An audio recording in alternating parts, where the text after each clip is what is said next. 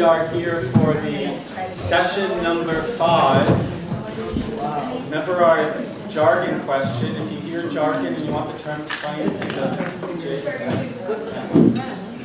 Representations and Appropriations of Blackness with Michael Bradford, Amenii, Brewer, Tarish, Jeghetto, Pipkins, and Valeska. My colleague Ballard has an announcement and an introduction. Okay. Many of you have asked if it's possible to see the Puppet Arts Complex where we teach puppetry, and yes, we'd very much like to have you visit. We are 2.5 miles off the main campus of what's called the Depot campus, a former state hospital. And it's a $1.5 million renovation that we love sharing with people. We will make ourselves available tomorrow after lunch when all of our sessions are done, okay? And if you need rides over there, please let us know. We'd very much like to share it with you, okay? I want to do a little bit more for Michael Bradford than he did for himself yesterday. He is a nationally acclaimed playwright, okay? He is our department head in dramatic arts. He is a professor in theater studies. Students love him in class. And I need to say, as a department head, Michael has been a major supporter of the Puppet Arts program. He encourages our students, he embraces them, he helps them with their scripting, and he also protects us from the administration. Okay? So, Michael, thank you. Thank you.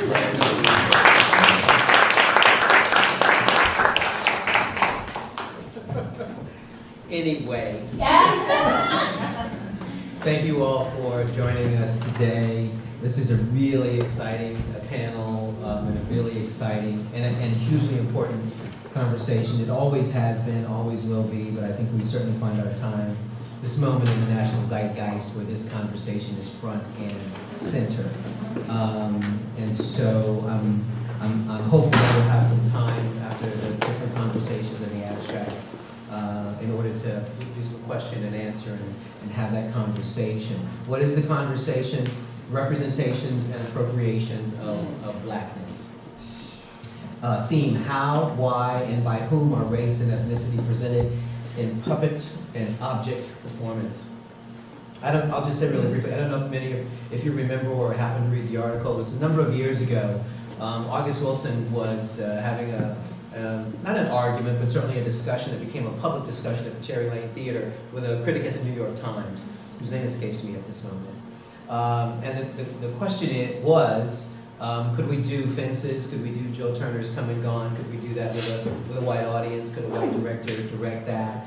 Could white writers write black? Could black writers write the white culture? And August Wilson was arguing vehemently that, if you're going to do Fences, and I'm only mentioning Fences because that's probably more commonly known to folks because of the play and the movie. If you're going to do Fences, you need to have black actors. It's about the African American culture in Pittsburgh. It's about the Penn Hills area, and that's who lived in the Penn Hills area.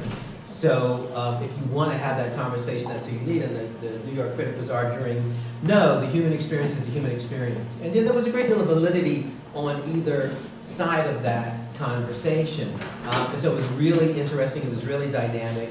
A couple of years ago, Kia Corcoran, Lynn Nottage, one of the preeminent African-American female playwrights of our generation, were having another conversation at the time.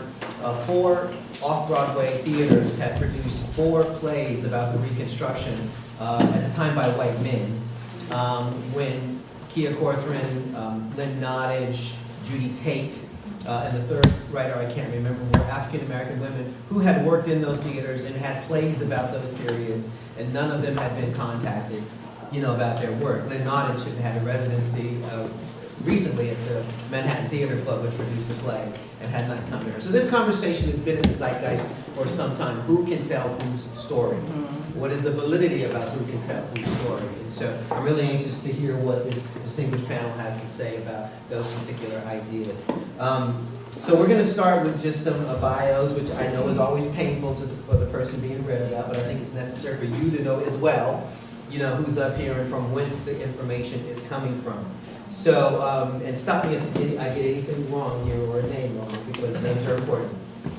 My teacher called me Mike in the 2nd grade, and I told my grandmother, and she went down to the school and said his name was Michael. So, and that was in Kansas in 67. So you know what I'm saying. Anyway, so first of all, we have Brad Brewer.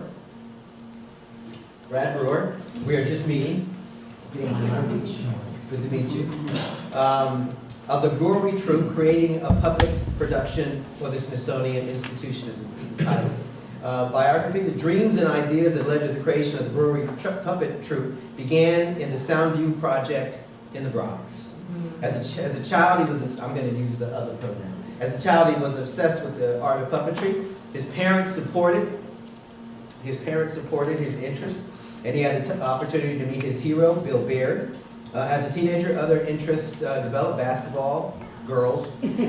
However, as a student at Pratt Institute, he had the opportunity to revisit his passion for puppetry and was encouraged by his teacher Kermit Love, builder of Big Bird for Sesame Street, and soon created a full-scale production with the help of fellow students. Their shows were performed around the New York area, and soon they were pretty well known. He worked with Jim Henson and Frank Oz on various productions for several years. However, it was the creation of the Crotations,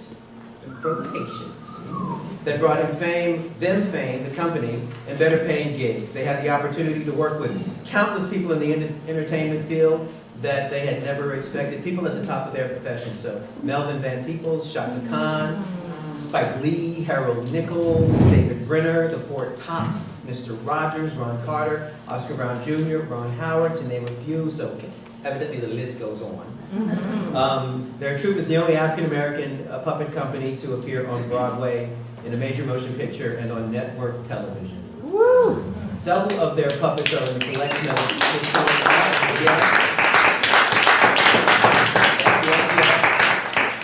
Give love when it's due, and not, but give love. Several of their puppets are in the collection at the Smithsonian Institute in Washington, D.C. So, welcome. Mr. Brewer, thank you for coming. We really appreciate it. Look forward to hearing from you.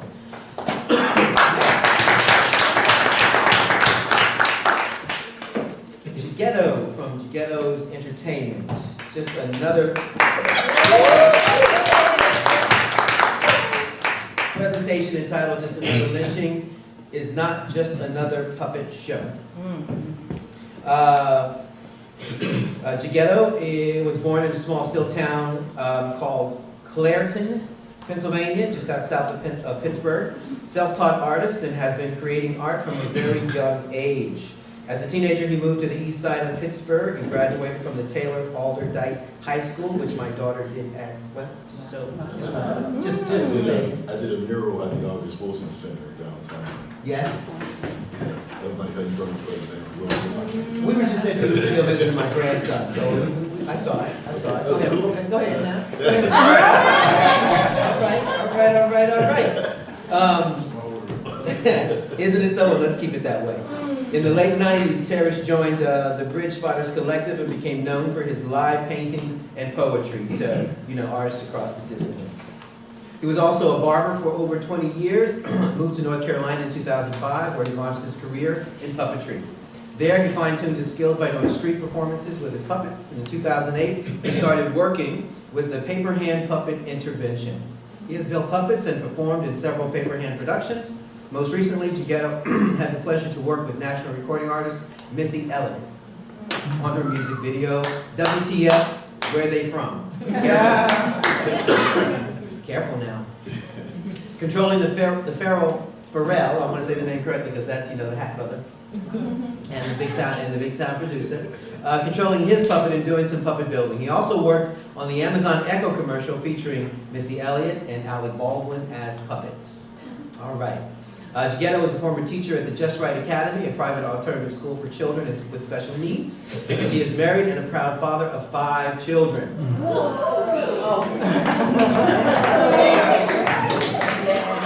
I have to say, I'm tired.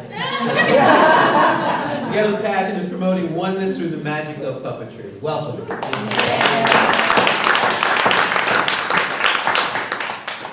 And next we have Valeska Populoh. Sure. Right, okay, fantastic. The Maryland Institute College of Art, entitled Embracing Complexity and Performing the Other. Yes. Valeska works as an educator, cultural advisor, artist, and performer in Baltimore. She teaches at the Maryland Institute College of Art and is an affiliate artist with the Black Cherry Puppet Theater. Valeska utilizes costume, mask, and puppetry techniques to create performances and actions that respond to environmental and social concerns. Valeska has performed at the International Toy Theater Festival in New York City, as well as Streets Across America. Streets Across America is actually the name of a particular festival, I take it? Yes. Indeed, indeed. Thank you for that. Organized by the Kennedy Center. I just had to keep reading, actually. Organized by the Kennedy Center in 2012. Puppet Uprising in Philadelphia, the Puppeteers of American Festival, and the Creative Alliance in Baltimore. She has been a curator and coordinator of the Transmodern Performance Festival and is the co-founder of the Puppet Slamwich at the Black Cherry Puppet Theater. Welcome.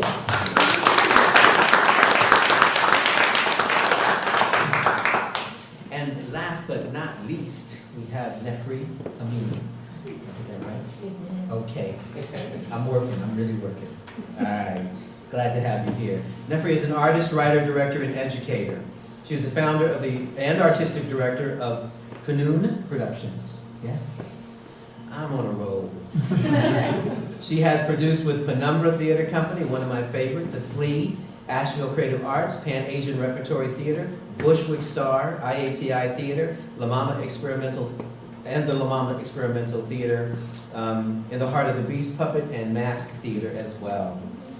The Czechoslovak American Marionette Theater, Bread and Puppet Theater, Virginia Stage Company, Cirque du Soleil, and the Alvin Ailey American Dance Foundation. You have been busy.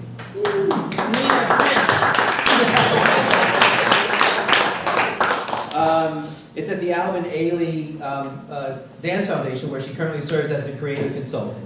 In 2013, her play Food for the Gods was honored with the Stanley and Evelyn Lipkin Prize for Playwriting, which is a pretty big one. In 2015, she was invited as a U.S. delegate for the Women's Playwrights International Conference in Cape Town, South Africa. Most recently, she was awarded the Lower Manhattan Cultural Council's 2018 Creative Engagement Award, and she is honored to be invited as a participating director in the 2018 Lincoln Center's Directors Lab. Ms. Amenii has a strong commitment to education and has been teaching and developing curriculum for over 18 years. In addition to writing and producing theater, she currently uses multimedia arts and storytelling to teach English and provide catharsis to young immigrants within the New York City Department of Education. She holds a BA in Creative Communications from the University of Minnesota and an MFA in Theater Production from Sarah Lawrence College. She currently lives in Brooklyn, New York, but it doesn't sound like she's very often there.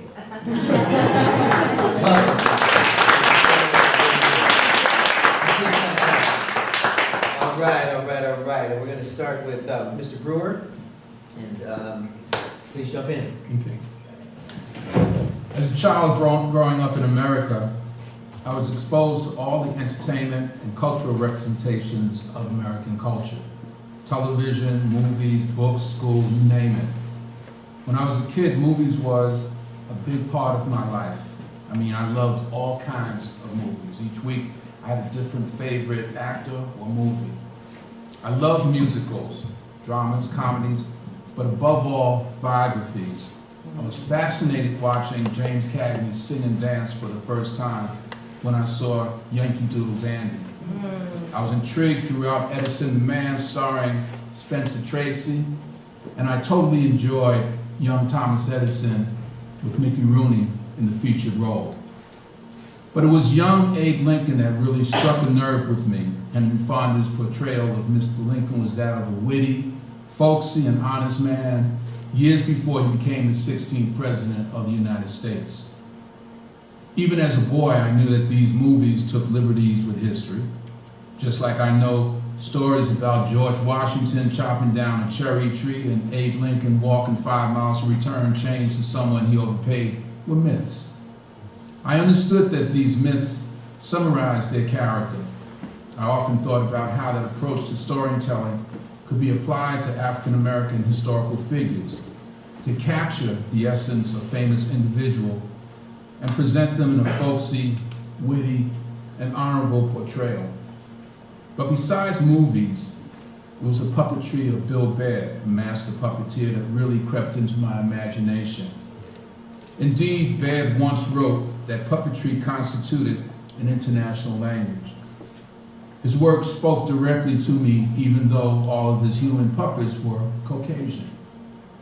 Because they told stories, and the art of puppetry has always excelled in telling stories, regardless of the language or cultural background. Mr. Bear's production of Peter and the Wolf, a European folktale with music by Tchaikovsky, was an impactful, effectively told story. His marionettes, who even demonstrated early NASA orbits around the Earth, were understood by everyone regardless of their language. Puppetry was a vehicle for me to explore my imagination.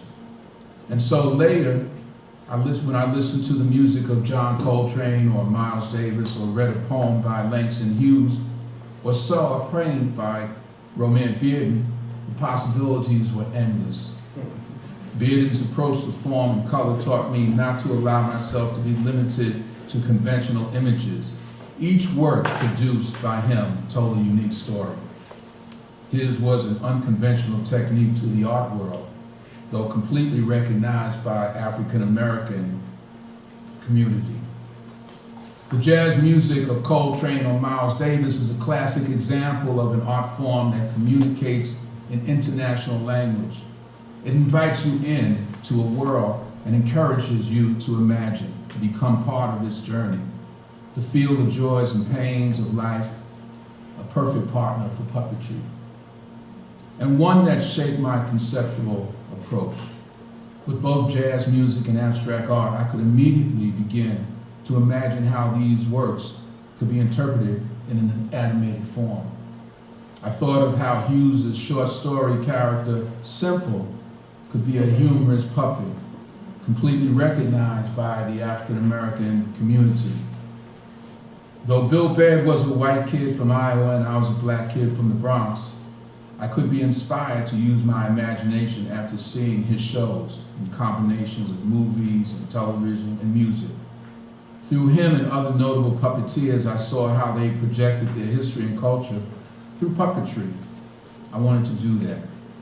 From the beginning, my shows came from an African American perspective, from our community, from the experiences as told by our parents, grandparents, and what we witnessed ourselves, yet they still reflect the Bill Baird mantra that puppetry is an international language. We have found that the way we represent Black culture through puppetry speaks to everyone. We experienced that firsthand with the quotations when we performed in Germany, Spain, Singapore, and Japan, not to mention Brooklyn, Indianapolis, and San Antonio. The Brewery Puppet Troupe has always been inspired by music, beginning with our first production, A Night at the Apollo Theater. Although it was a review of famous musicians from jazz to Latin to soul, it presented a backstage story of the legendary theater through the recollections of the master of ceremonies and the piano player, Sweet Chocolate Brown. But the music itself was the narrator. This was our first show and our first effort at presenting notable African Americans using themes that we have continued to include up until now. In other productions like the Jackson 5 meets Malcolm X, Harriet Tubman, Duke's Place, and Frederick Douglass in Harlem, we told a story by looking for the essence of each historical character and presenting her, him, in a folksy yet honorable portrayal. They were not biographies as such, but rather a celebration of the person. The artistic elements of our production reflected our cultural experiences and outlook. For example, one element was our approach to skin color, an artistic element that touches on an often unspoken subject of race in puppetry. With few exceptions, for the most part, African American puppet characters have been painted, or in the case of soft sculpture, with a dark, burnt umber hue. However, our characters have always represented the wide range of skin tones, such as are found in Black people in real life, a result of our history of mixed race relations during slavery. Happily, this varied representation of skin color made for an interesting and colorful imagery that enhanced our productions. Ironically, this sensitivity to skin color as well as facial structures and hair textures also allowed us to explore and present more diverse imagery of the Caucasian characters as well. Instead of falling into the trap of physical stereotypes, our sensitivity to how Black people have been represented without nuance in skin color prompted us to create a wide range of visual representations of Black characters without overlooking the fact that puppets are by definition caricatures of real people. The scenery in most of our production also represented what was familiar to us, that is, an urban setting with tenements, garbage cans, and fire escapes. For example, our production of Snow White was titled Snow White in Harlem. And the dwarfs, rather than being miners who trekked from out of the forest singing hi-ho, were transit workers who climbed up from the subway stairs singing the music of Lady Smith Black Lambazo. Our music tends towards jazz, soul, and rhythm and blues. The music helps carry the message and reflects much of the universal language that Bill Baird mentioned. Comedic elements like puppet pratfalls, sight gags, silly jokes, and puns have always kept our audiences entertained and engaged. The Brewery Puppetry was commissioned by the Lemelson Center for the Study of Invention and Innovation of the Smithsonian National Museum of American History to produce a show featuring an African-American scientist. We were invited to produce this story because of our prominence as an African-American puppet company that had been showcased at the Puppeteers of American Convention, and we had been recommended by their board of directors. Primarily, the Lemelson Center staffers were familiar with the quotations and anticipated a production that would be a humorous look at a Black inventor prominently featuring the quotations. Based on our discussions, they assumed that the show would highlight the relationship between Latimer and Thomas Edison, particularly since they had a permanent exhibit on Edison at the center. Also, they needed the show to appeal to a school-age audience. They did not expect a show that included a whole range of external issues. The show they got was not what they expected, but in the end, it worked well and exceeded their expectations. Initially, the Lemelson Center staff were vague as to what exactly they wanted us to do, and they asked us to choose a Black inventor to depict. At first, I looked at some of the few Black inventors that I was familiar with, and though their achievements were noteworthy, I did not see how I could turn their biographies into an entertaining puppet show. The Smithsonian staff suggested that we do a show about Lewis Latimer, a 19th century inventor instrumental in the creation of the electric light bulb, because they had an upcoming exhibit about him.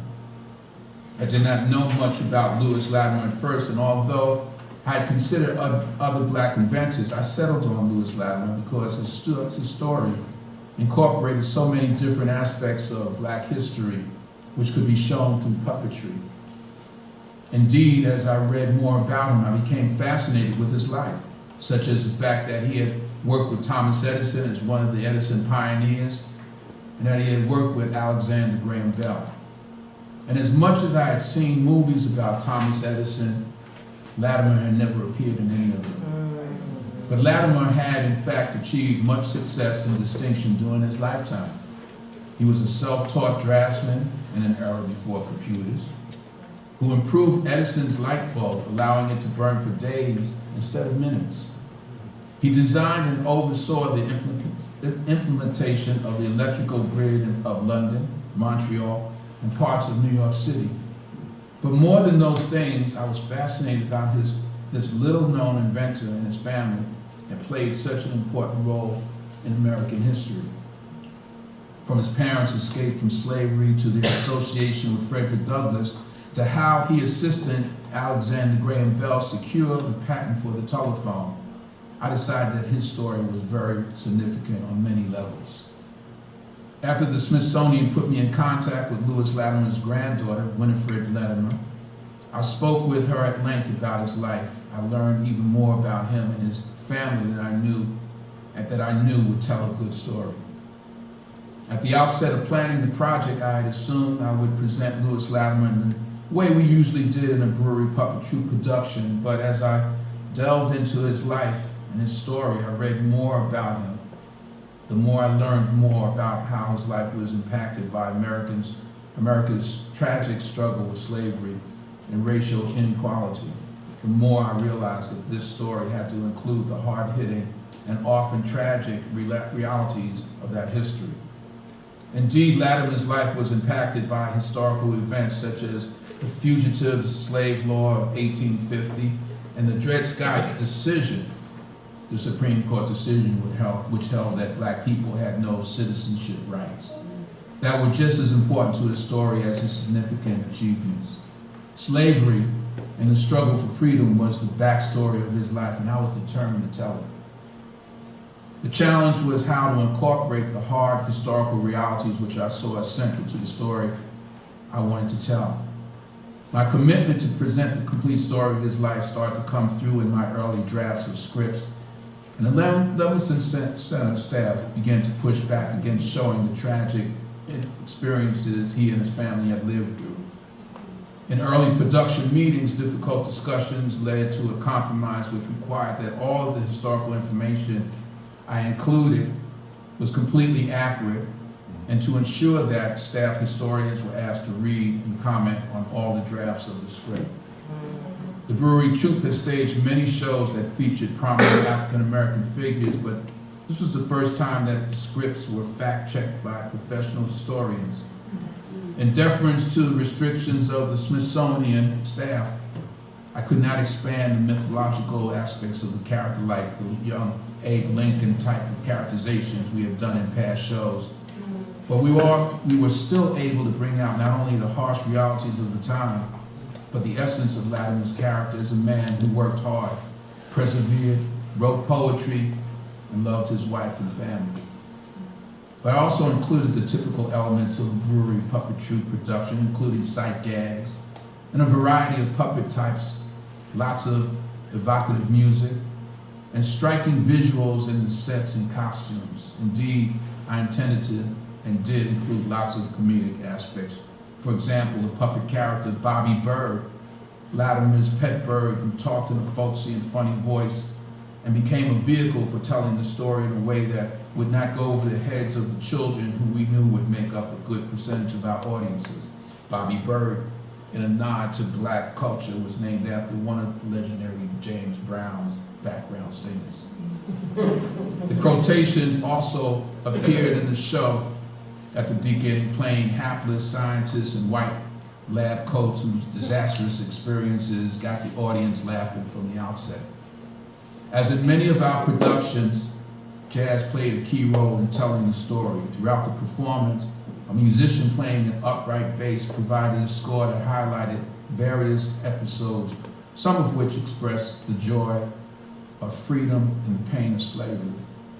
The jazz version of the national anthem accompanied a blood-stained American flag slowly unrolling down in front of the bench of the Supreme Court Justice Taney as he read the infamous Dred Scott case. Using a bow, the bass produced a sound of anger and rebellion and a thirst for freedom. As a period piece, we had the challenge of researching and then creating 19th century offices, labs, homes, and costumes. We built an endless variety of puppets, including soft sculpture, scholastic heads with soft sculpture bodies, giant kite puppets, and puppets that attached to the actor's body. The puppet visuals also had to carry the message and emotions we wanted to convey. For example, I built the two 8-foot-tall kite puppets of Latimer and Edison to illustrate their importance to the world of science and invention. In conclusion, all of this, all in all, this project gave me the opportunity to both showcase a historical black achiever and explore some of the hard realities of black experience in America using a great soundtrack, dozens of puppets, and the professional expertise of the Levinson Center. In the end, we produced a full-scale puppet performance that presented the life of an African-American scientist who was conceived in slavery but born in freedom, and who rose to work side by side with Thomas Edison and Alexander Graham Bell. My experience as an African American gave me a unique insight into the subject matter, and while the Smithsonian staff looked at Lewis Latimer from one perspective, I looked at his history from the perspective of how it impacted me as a black man. Indeed, the Dred Scott case led to the Civil War and was tied to the Civil Rights Movement into which I was born. The Smithsonian saw his value as an inventor rather than how his life was more fundamental to black American history and American history more broadly. If there had been a white puppeteer, the relationship between Lewis and Thomas Edison would have been the crux of the story. However, for me, the fact that his mother refused to have her child born into slavery, which led to his opportunity to become an inventor, was more important, more central to the story. The black contribution to puppetry is consistent with our contribution to all American art forms. Sometimes that perspective, uncomfortable, may lack a feel-good aura and might defy what people believe a puppet show is supposed to be, but I believe in this case we found a way to present some of the harsh realities of black history while including the usual brewery troupe elements of visual impact, lively and evocative music, and silly wisecracking characters to tell the story. Indeed, our production demonstrated how puppetry using an African-American perspective can tackle a serious subject like slavery with music and humor without minimizing its impact. Nearly 2 years of working with the Lemelson Center allowed me to grow creatively. In the process, we produced a show that highlighted African-American values of freedom, family, education, hard work, persistence, and creativity. We are more than proud to have told the story of people lifting themselves up in spite of great odds to achieve excellence and make real contributions to American progress.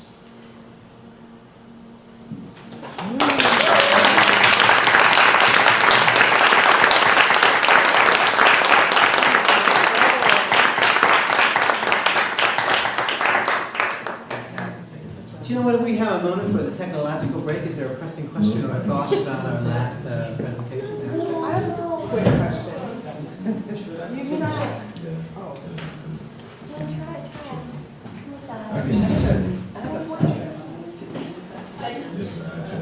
Let's give this a try, please. There must be an adapter. They're talking technology. Oh, okay, okay. I just wanted to know, you mentioned that Latimer was conceived in slavery but born in freedom, and that was a choice of his mother. How did that work? How did that work? She refused to have, she pressured her husband to leave. She refused to give birth. So when they did move to Massachusetts, he became a fugitive. And so they sent bounty hunters after him.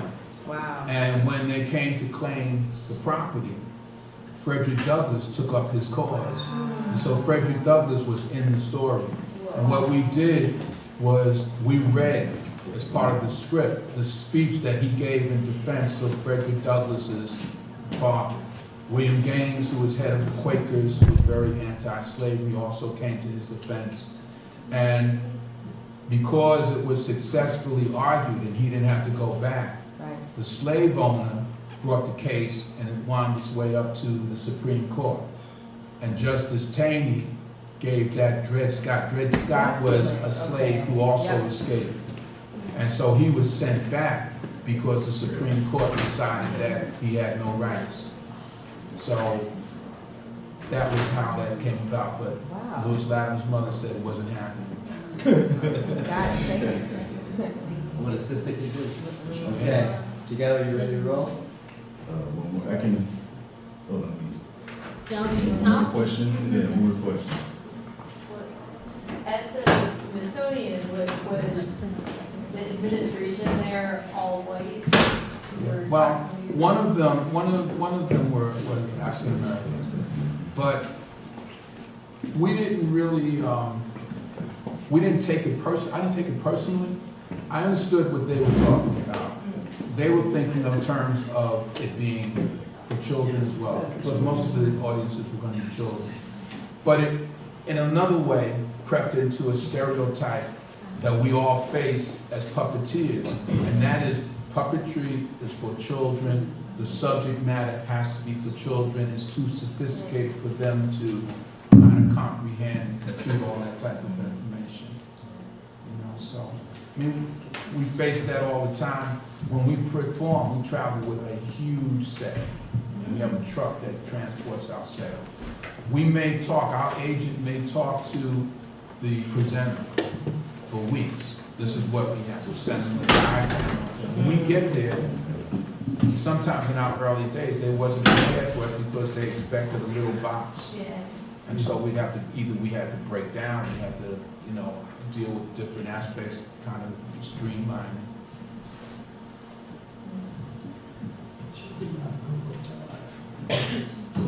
This is all my fault for not.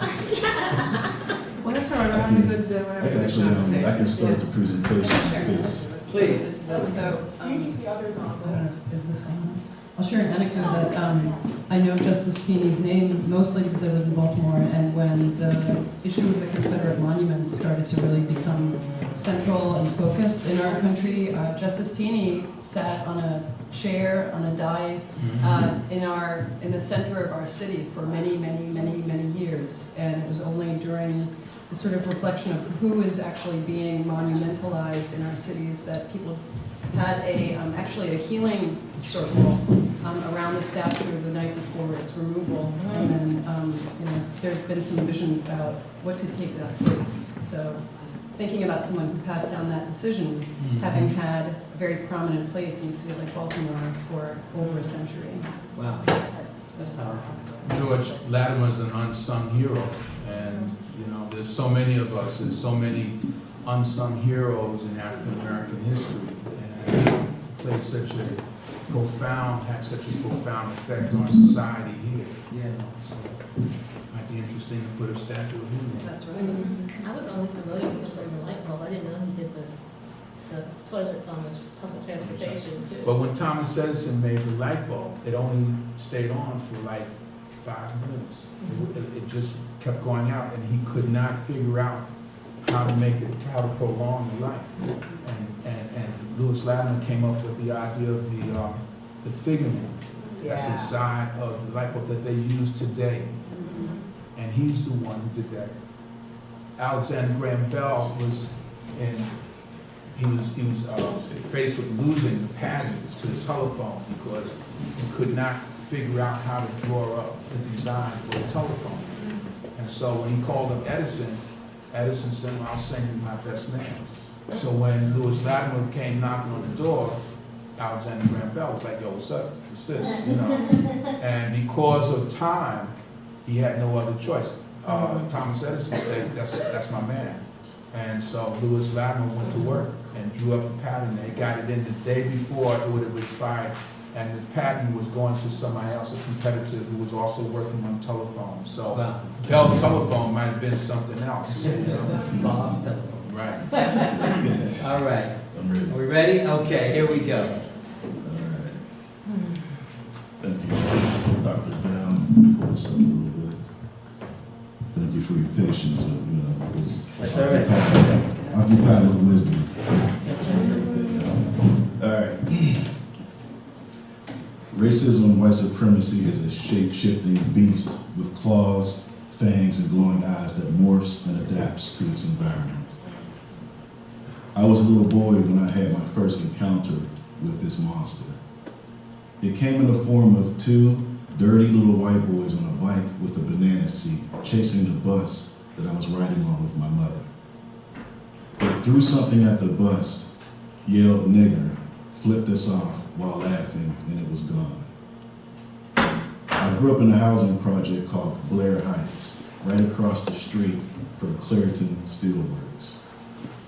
I remember coming home from church a few towns over and falling asleep on the church van. I would be awakened by the smell of sulfur, and I knew I was close to home. My childhood had a stench to it. It's connected to all my childhood memories. One of my aunts told me when she was a child in the same projects, they would have to come in and change clothes during the day because their outfits were covered with soot. It's funny how no one ever admits to breathing it into their lungs. The monster morphed into environmental racism. I remember Chuck's Ice Cream used to come to our projects in the summertime. He would pull into our lot blasting Pop Goes the Weasel through horrible sounding speakers, making 2 laps around the lot while we gave chase. We traced this van whether we had money or not. It was like a ritual. Chuck was a middle-aged white man with a bright red face and white hair that matched the t-shirt that barely covered his big belly. He tried to maintain a smile while attempting to wait on a crowd of screaming black children, all wanting to be waited on first. All while trying not to pass out from the heat, wiping sweat from his brow, hunched over a deep freezer.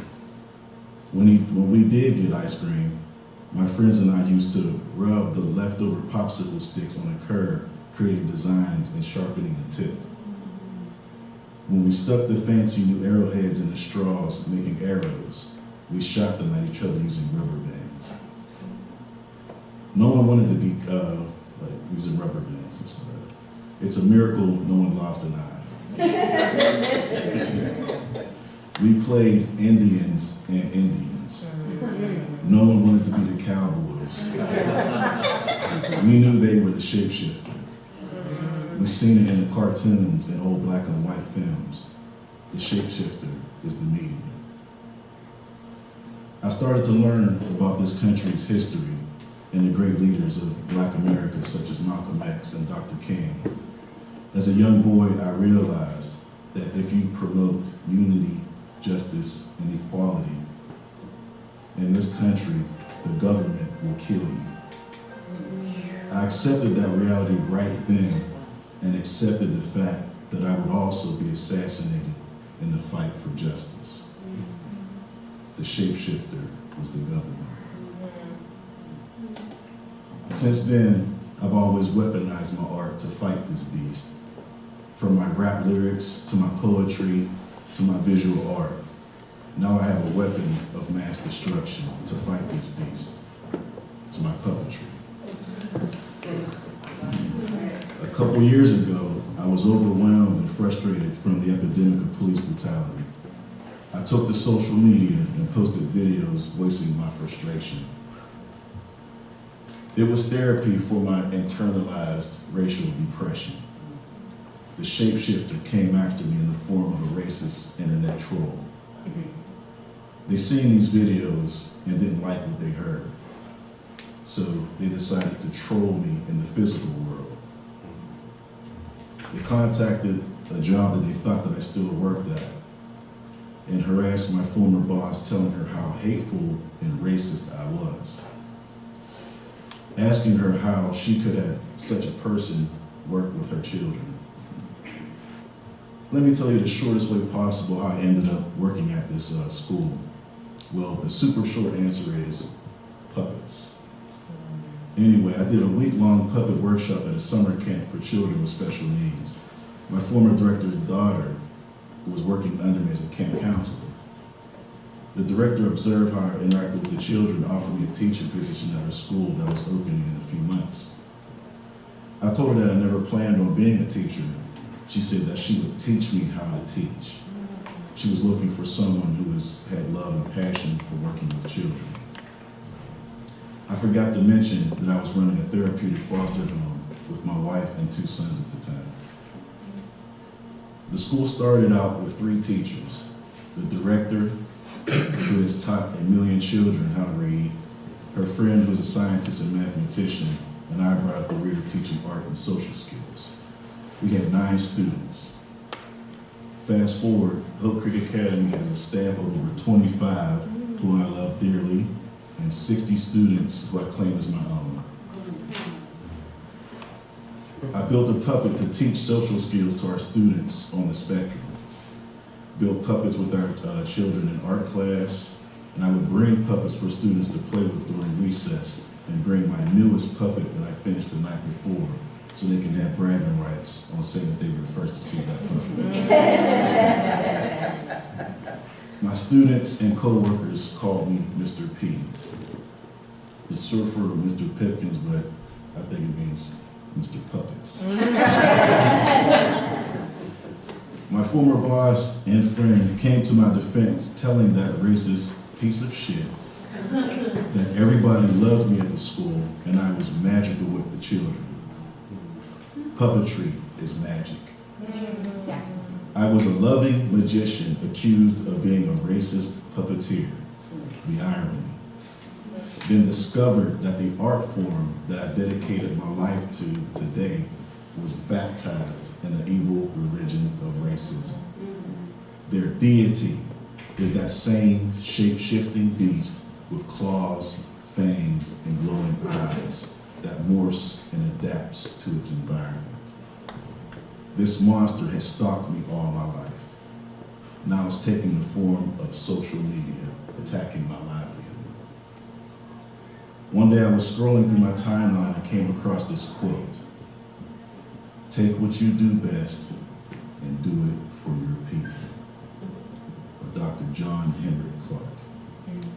That's when I decided to move forward with a project that I had titled Just Another Lynching, an American Horror Story.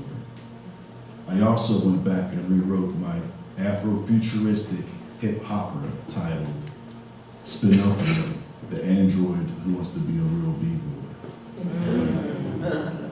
I even added my lynching scene from my lynching show to spice things up a bit. The shapeshifter attacked. Now I'm fighting back using puppets as my sword, luring the monster into the theater to slay him. When it came to auditioning puppeteers for this production, the questions came up. Does the combination of race and puppeteer matter in this production? Where do my white peers in this art form fit into this world of black magic puppetry that I've created for myself? Do they even belong in this world? So, to add a visual to thoughts that I just shared, I started building these crude abstract wire sculptures. They were coat hangers back when coat hangers were still made of metal wire and plastic. Today, I used to go to dry cleaners. They used to give me all of them, so I started creating these sculptures. They got really elaborate. I have to find more pictures where I did actual tabletop structures and people. And this was the first puppet that I built out of the same wire. I just put joints on it, threw some clothing on it. And this is Adobe Live Wire. He was the first, this is my Adam of puppets. But he hosted an open mic that I hosted when I was with the Beer Spars Collective in Pittsburgh. So I got started working with different materials, started stepping my game up, started working with wood, PVC. That's a PVC puppet made of the cowrie shell you can see. And the wire is actually old electric and speaker wires. This is an artist puppet. She's a rod puppet. I actually do paintings with her videos on YouTube. This is a good friend of mine, Paradise Gray. He's the producer of the old school hip hop group, the X Clan. So, he moved to Pittsburgh. Actually, we started hanging out, really good friends. That is a portrait of him that I painted with the puppet that you see on the last photo. It's on YouTube. And the whole thing with Missy Elliott jumped off. That was an awesome experience, but it was kind of like, it wasn't fulfilling. You know, the whole culture of staying relevant and chasing fame. Once I experienced that, I was like, even Missy Elliott, her work ethic is still like a freight train. You know, she still grows every day, but even at that level, you have to work to maintain being relevant. You know, even the A-list stars like struggling, where's my next gig gonna be? I was like, I don't wanna do that, I just wanna do my art form, do what I do, but just get paid a lot more money doing it. But, you know, but if I have to put myself out there to be on a bigger platform, I'm using it to, for black empowerment, basically. You know, it breaks down to black empowerment. So these are the puppets that we worked with. Wow. They were awesome. The puppets were actually created by Furry Puppet Studios. But when I got to Hollywood, the mechanisms and the joints were stiff. So I had to read back and modify so they can do splits and do the twerking and stuff. So over the 10 days I would bring a puppet to Missy, say I wanted to do that. Next day I would work on it and I'd bring it the next day, and there were like 10 puppets that we did. So that was a good experience. Make it twerk. This is the cover of, I have a comic book of the Spinocchio show, the hip hop. Spinocchio. And this is the actual puppet made of PVC, you know, like old recycled wire. So that's a scale of him. This is the second edition. I'm actually going to draw it myself because I'm a visual artist as well. Back then I had grant money from the Henson Foundation. The Henson Foundation gave me a grant. So we hired young black people to work on a project with me. And this is the troupe from Spinocchio. You know, brother Brenton, True, 10-year-old son is actually in the show as well. He's a full-time puppeteer. And brother on the your far right, is a co-writer, and he's an amazing artist and just person, period, and Pierce Freeland. This is the show that I'll be doing tonight. This was commissioned by the Chapel Hill Museum in North Carolina. That was his bicentennial celebration, so they commissioned me to build a show of Frederick Douglass. So you should check that out tonight. Plug. This is the first flyer I did for my lynching show, just another lynching. It's right in your face, it is what it is. Hopefully you'll get a chance to see it as well. This is the tree that actually built. It's made out of PVC and cardboard. You look at it, it actually has faces. So I'm going to capture like the souls that were connected to that tree. And that's actually a noose. I went on YouTube to learn how to, I call it YouTube University, to learn how to actually try a real noose, because there's actual lynching in the show. And there were pages and pages of lynchings. I actually had footage. Yeah, and most of this video started out, now, okay, disclaimer, don't do nothing stupid or illegal what I'm about to show you. Okay, now let's get started. And in the show to add the news, so I learned how to tie it. This is one of the puppets from the show. This is a pickup truck that does the lynching scene. So I have 3 clan members in a pickup truck hanging in my studio. When I actually wrote the show, I wanted to approach the storytelling from a different angle, because it's always black people telling our story of how we were brutalized and victimized. So what I did was I got a white friend and artist of mine to write the eulogy at a funeral, and that's the narrative. That's how he narrates the story. So it's told through his white childhood friend, because white people don't listen to black people when they talk about racism. So I wanted to switch it up and, you know. But I mean, that wasn't my intention when I first did the show. I produced the show for my mental sanity, but it ended up turning into a workshop and actually having a Q&A after every show. This is the actual lynching, spoiler alert. This is how it ends. But you can see how I kept it crude and simple. All the puppets are in black and white, and I have actual visuals of actual lynchings that add to the production. So yeah, this is me doing a TED talk about my activism in the puppetry, and I thought that I was doing this art form for myself, but I ended up doing it for this little guy right here. This photo, this was not set up or intentional. This is in a downtown Raleigh, at a festival. I was street performing. So when I first started busking, the little puppet that he has, I had that first. I used to do cello box solos. It's a cello playing puppet. So I built a bigger, better one, and I used a small one as a table piece. So while I'm performing, he went and grabbed the puppet off the table, pulled up his little frog fold-up chair, and started performing. So I looked down to my left and seen me there, like, oh my goodness, so my wife went and grabbed the camera. and got this photo. And he's been a puppeteer since that time.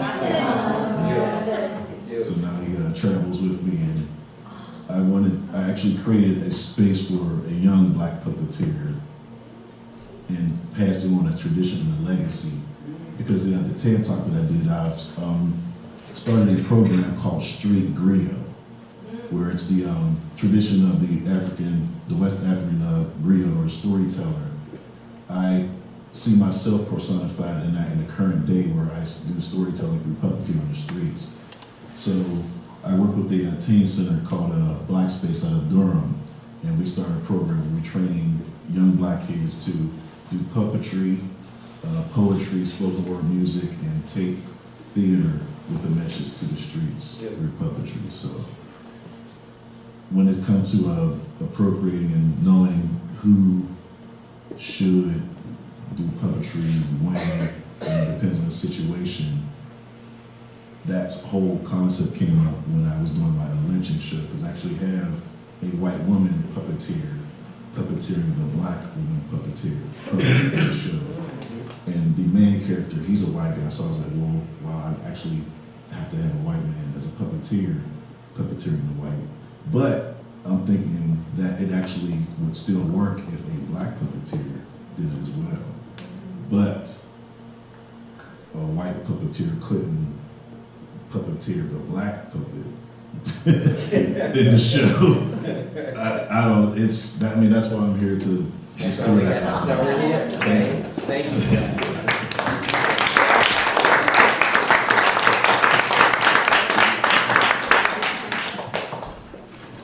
All right. I just have to say really quickly, these are really deep questions, and maybe many of you that are working in theater are familiar with Jeghetto, the French theater artist who often mandated that women play the role of men and men play the role of women, so that there would create this distance that always would make us conscious of what was actually happening. And I think those questions are abound, when we're having this conversation as well. It's not easy. There's a right answer. It's absolutely fascinating. Well, we'll talk about it. So, please. In this in-between space, while we're waiting for the images, one thing that I know Nehprii and Sheila and I talked about is that this is a lot of emotion. Yeah, it is. These images and this content, and I look to all of us to see if we can find a space that isn't a panel discussion, to just non-verbally hold that together, because I think it's, I'm just thinking like I don't know where the spaces are. So.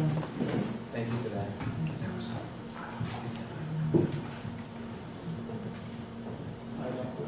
Yeah. Are we? John, can you maybe do the black people right into the computer? Not into. So let's take a question. Yes, please. So I saw when you did that whole lynching thing and your son was there, what kind of conversations or reactions happened, if anything? Well, being a conscious black man, I hit my kids with the information as soon as they're ready for it. I do the talk and everything as young as they can understand. And once we start that conversation as toddlers, I can elaborate and build on the conversation. So he's been prepped for this content, since he was a little kid. I didn't want to set my kids up to think that the world is a certain way and then have their Negro wake-up call, if you will. So Thank you for that. I Thank you for want that to question. just give a time check. It's like 22 minutes until 3:30, and then there's a 4 o'clock performance. So I'm sorry it's sort of running late, but I did wanted to let you know where we are. Excuse me. So good afternoon. I'm going to try to be brief then. And just really, I'm very honored to be included in this conversation and to be at an event that is not only celebrating the work of African American puppeteers, but also holding space for important dialogue and community building. By way of introduction, I offer that I'm presenting from my position as an artist, a puppeteer, a cultural organizer, and an educator. I'm not a scholar.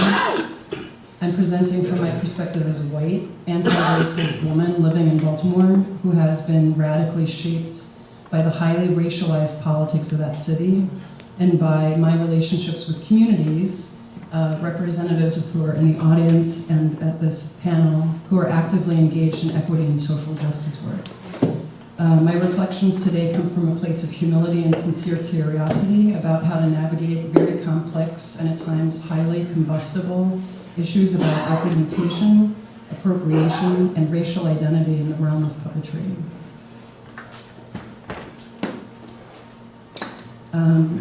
I'm going to share 3 experiences from the last 3 years that have really challenged and catalyzed my own thinking about white people performing black puppets, and conclude with a few questions that I hope to engage in this room, and if there's no time, certainly in other spaces of the festival weekend and beyond.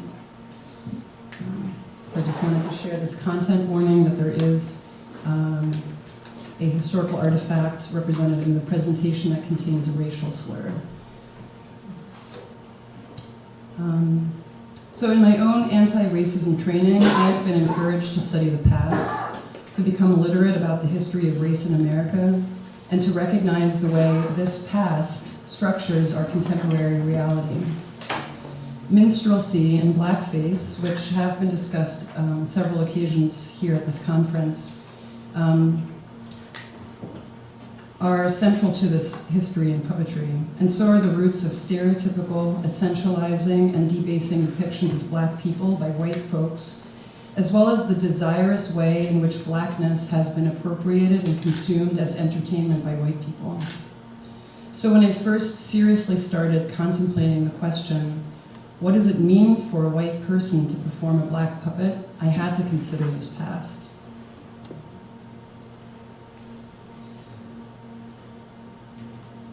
I've also been encouraged to think about power.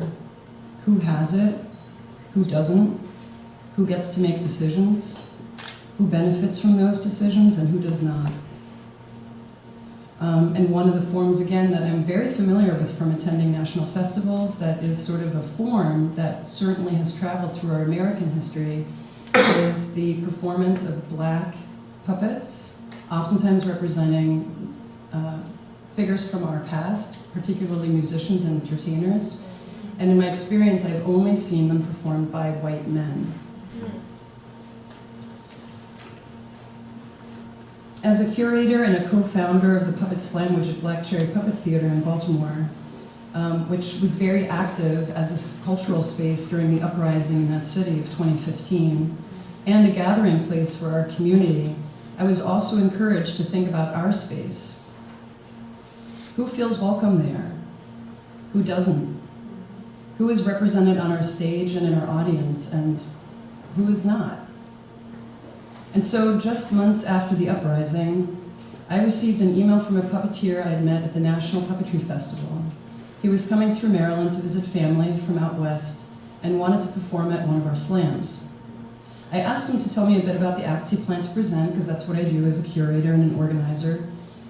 And he replied that he would be bringing 2 marionettes. He said that he would be bringing a white cabaret singer popular during the 1940s, and a marionette of Bessie Smith, an African-American blues singer from the same era. And this puppeteer is a white man.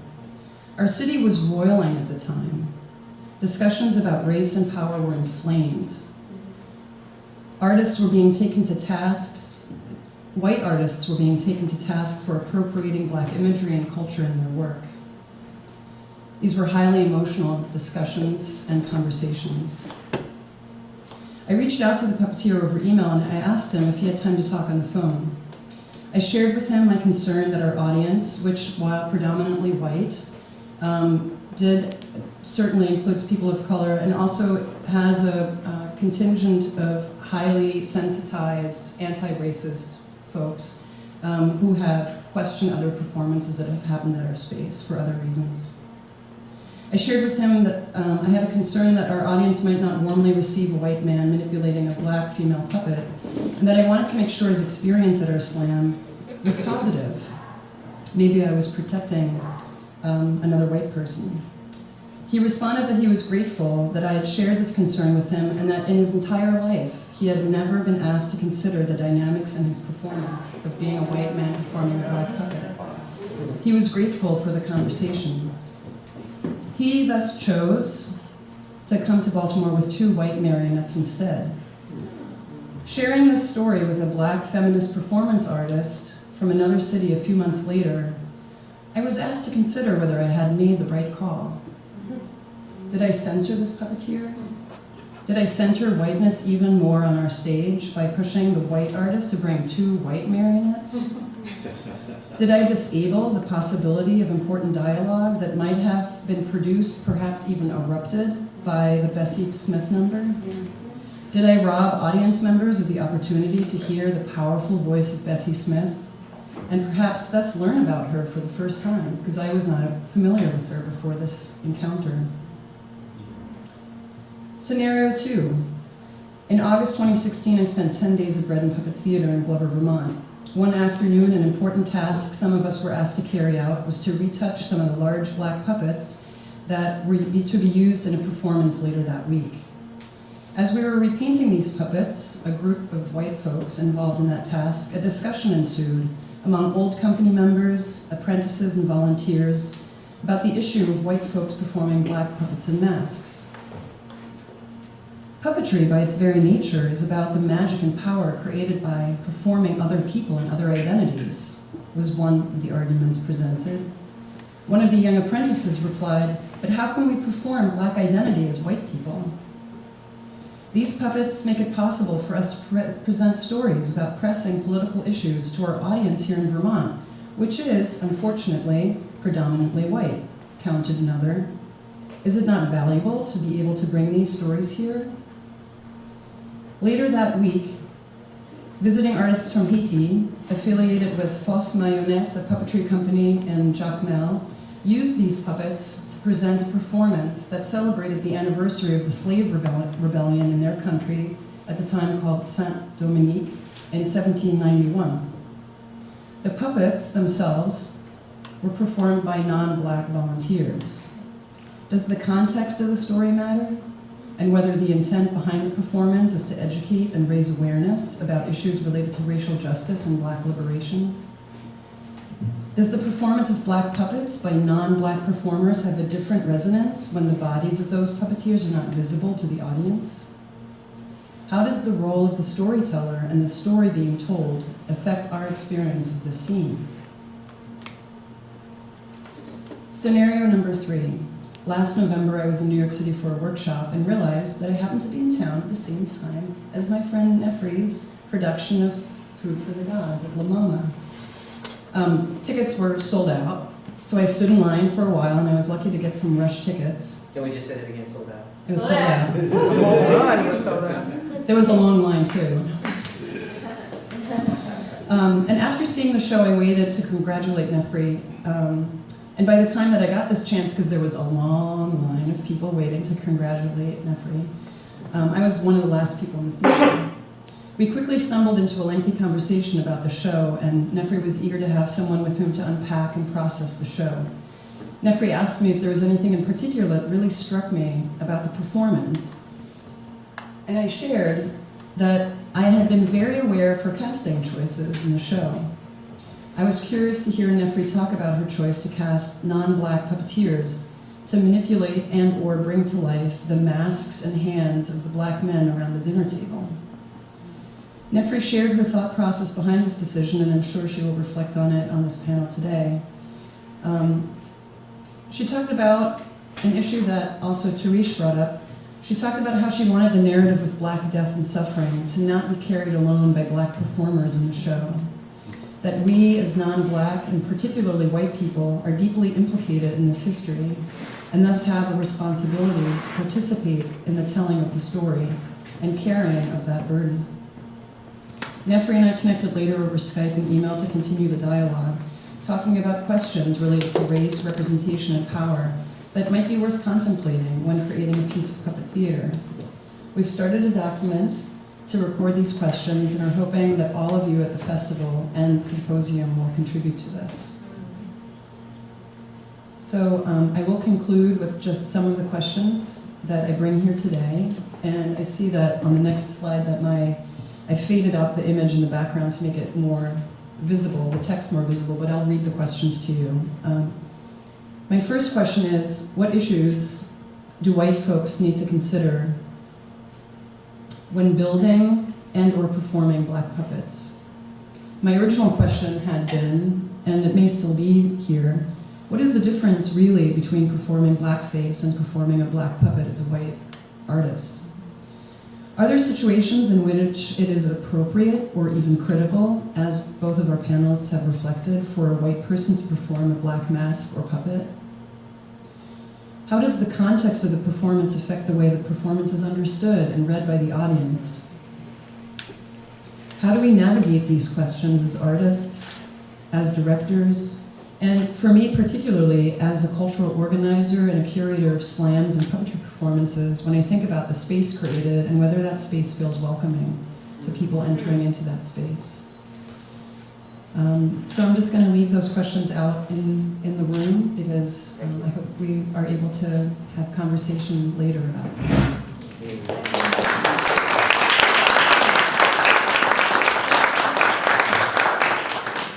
you so much for that. Much appreciated. Brewer, we're just going to get started, if that's okay, because we want to make sure you got plenty of time to chat with us. I know you have a million questions. I have a million questions. That button. Hang on to And them. while I'm hitting these buttons, I wanna just respond because we're touching on that so quickly with this very important question the conversation brought up, the decision around can white people perform Black puppets? And I'd say we have to have a very, very clear and conscious agenda to all of our decisions. So in this instance, it was an extremely clear and conscious decision based on responsibility, reciprocity, and atonement. And this was an opportunity for those who the terror is being inflicted upon to not have to take responsibility for sharing their own stories, but letting those who are inflicting the terror take responsibility and telling it on one side, and then the atonement at the end. Oh, I'm not even on, but y'all can hear me, right? And then the atonement at the end, where in turn, those puppeteers had two roles. They had the role to resurrect the men, and also the role to stand as their servants, and to take and be the caretakers of these men in the afterlife. Wow. So there was not a lightweight decision at all. I am looking for my last button, but I just want to say, I'm like trembling because I had a really hard time in getting ready for this discussion and wrapping my mind around it, and my thoughts around appropriations of Blackness and cultural appropriation, and I realized this topic annoys me a lot. Damn near pisses me off. Like I am trembling, and one of the thoughts that kept coming to my mind is, I think it's a Caribbean statement, if you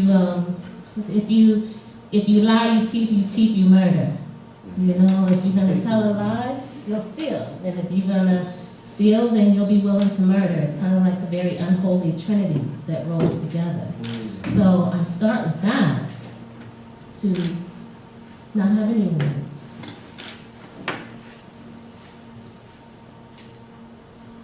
Who's the artist? This Can't think of his is name. Tom Feelings. Thank you. The children's illustrator Tom Feelings, who has an entire book of illustrations, no words, depicting the Middle Passage. So,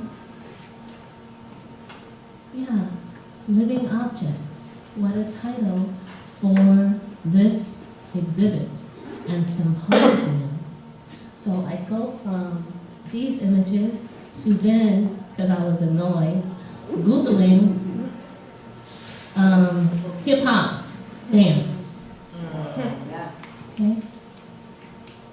These are the first images that come up on Google when I Google. Oh, really? Yeah. Yeah.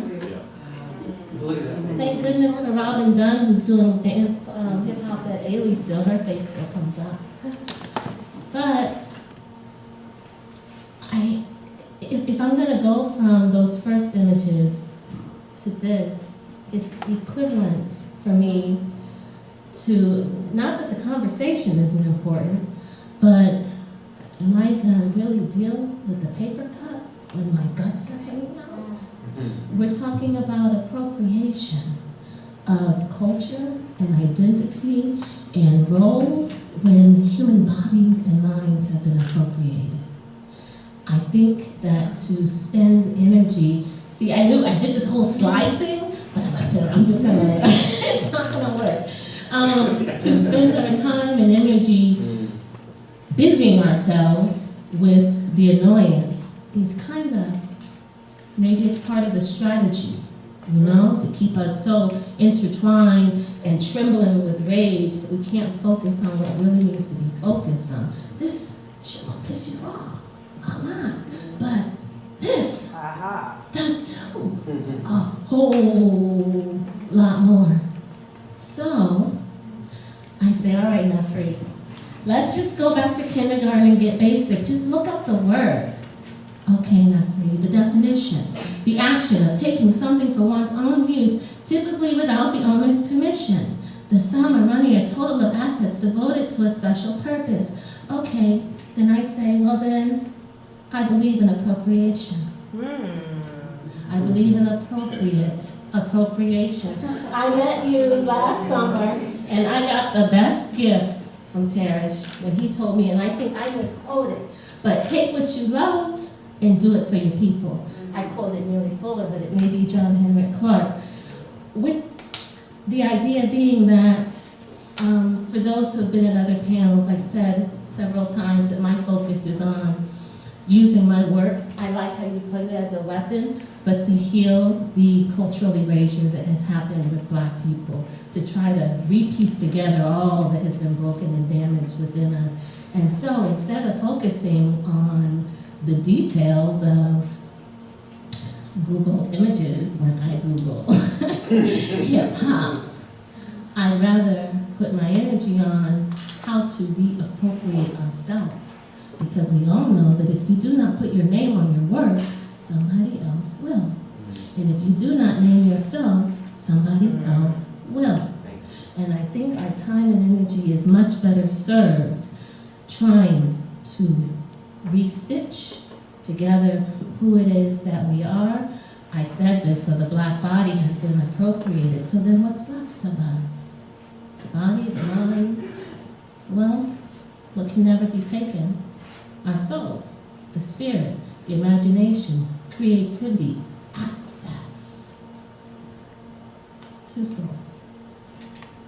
There is a scholar, anthropologist who I've quoted before by the name of Ahmed Azahir, who states that Black peoples in every aspect of their lives speak of soul.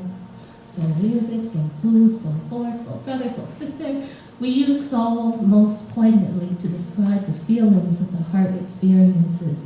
So in the beginning of one of his books, he writes that he was sitting at a sound and light show in the complex of Giza, and the announcer comes on as all these laser shows are coming on, and he says, of all the people, the African people of ancient Egypt, and I'm inserting the word African just so that we don't have any confusion there either, because that's also a part of the omission, how does it go? Get it exactly. Of all the peoples in the world, the African peoples of ancient Egypt were the only ones who attempted to map the journey of the soul. And so another scholar, Shekanta Diop, also talks about, Black people have to go back to an intellectual center and heritage that it is Egypt that can hold that together, not because it's like this extraordinary grand place of archaeological findings, but because it was a university campus. It was a ingathering of all African knowledge. African people existed far beyond the great kidnapping happened. And all of those different bodies of knowledge came together within what is now called Egypt. Okay, so, yeah. Just going. All right, so this thing called race, it's a construct. It's made up. It's made up to serve those who made it up. It's made up to put in place institutions of what's commonly called white supremacy. It isn't serving us, and it definitely isn't serving us in order to get to the bottom of articulating who we are as a people. It's like when you got that piece of tape, you know, and all the sticky has worn off the back of it. It's just pretty surface at this point. So I feel like we have to get to under the surface and really being able to describe what are the ingredients that make up this thing called Blackness. What are the ingredients that make up who we are as African people? In this book, Time, Dimensions, and Community Development, he begins to map out different modes of thought, cultural ways of being. The European has a paradigm of thought, a way of being, that it's based in object and rationale and science and technology. But Black peoples, too, have our own paradigm of thought that always starts with spirit, simple, harmonium. I think that this is the type of appropriation that we need to be, to be using our energy dealing with. So I say my work, I put it under this title, Khunum Productions, where I'm really interested in focusing on what I'm calling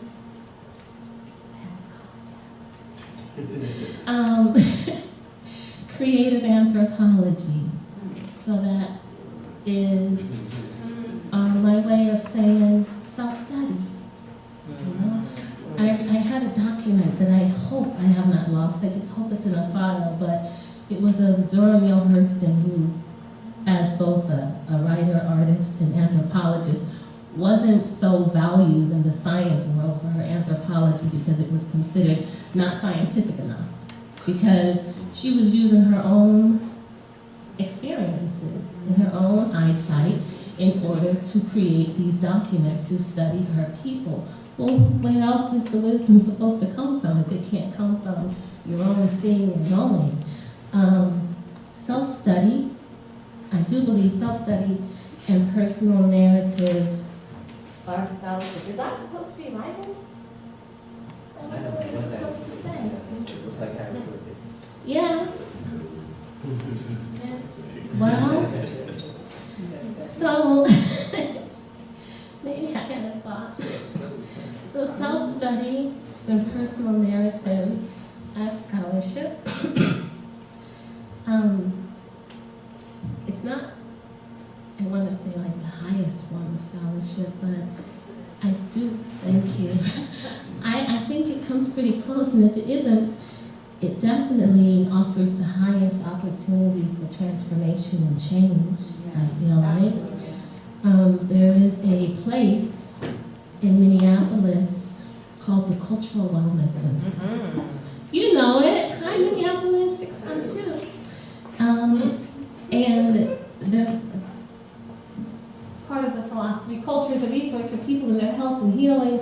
Healing happens when people recognize and accept the wisdom within themselves and their elders to tap into the life-affirming ceremonies, rituals, practices, disciplines, philosophies from their cultural traditions. Well, something they do there that's really neat is that means that there's all these different cultural circles and elder groups, right? So there's like the Native American healing circle, there's the European, there's the African, there's the Hmong, and so on and so on. And then every so often, let's say once a year, I've only been to one, but there's a conference called the Healing from the Four Directions. But when I was sitting in the one, I remember there being the elder from the European circle speaking, and she was speaking on their reflections and their findings of their own heritage. And her words that stayed with me were, at some point along the way, we became separated from our own hearts. I thought, that is, I think, the type of self-study that has to happen and that we have to be willing to do. If it can't just be left up to the one who's being terrorized to resist and to stand up for themselves constantly. And it doesn't matter how much guilt or compassion that you have to want to change a situation, because if you haven't taken a look at what is causing it, it will just keep happening.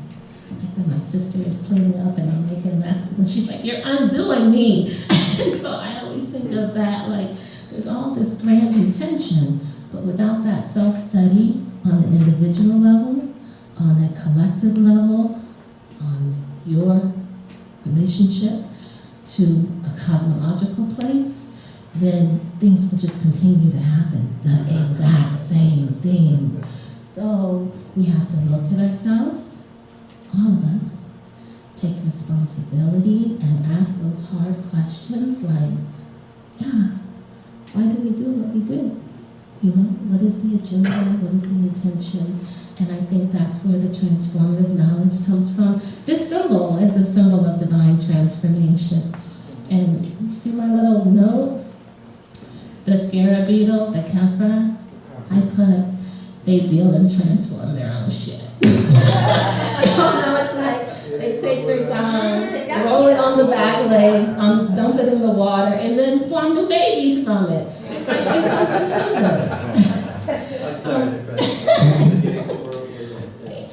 Is that, can I wrap up my last? Please do.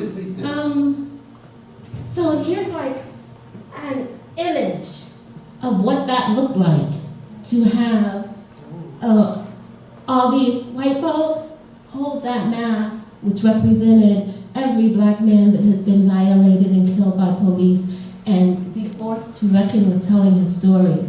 The puppeteers were given very clear directions that they had to receive their permission to speak from the mask.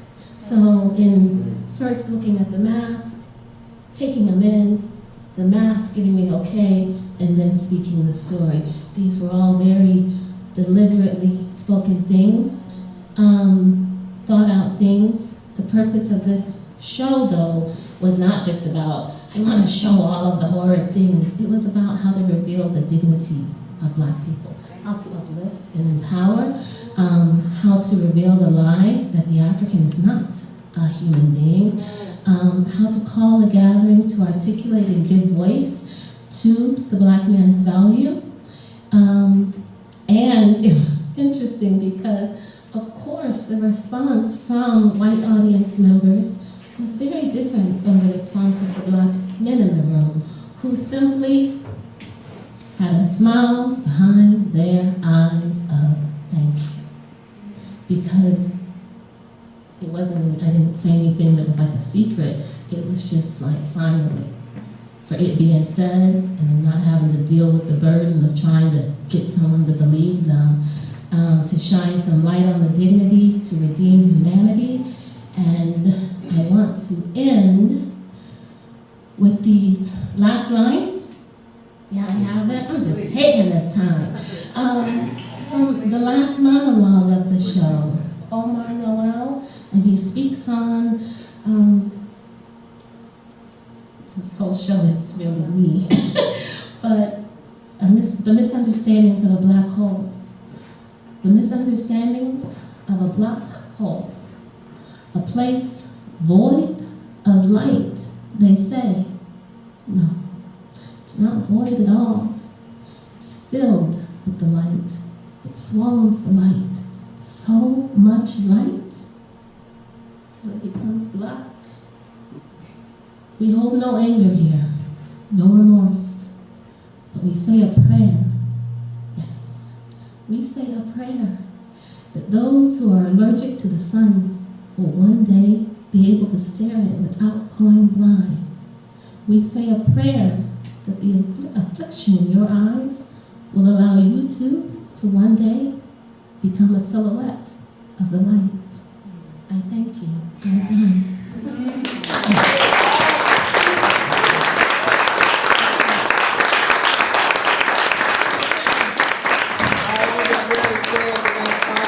About 4 hours. Each of these panels, indeed. Just saying. saying, John, just saying. All right, thank you everyone for being here, we so appreciate. I'm sure you'll have plenty of questions to bombard folks with, as we leave out of here. Thank you for allowing me just to sit up here and to be a part of this.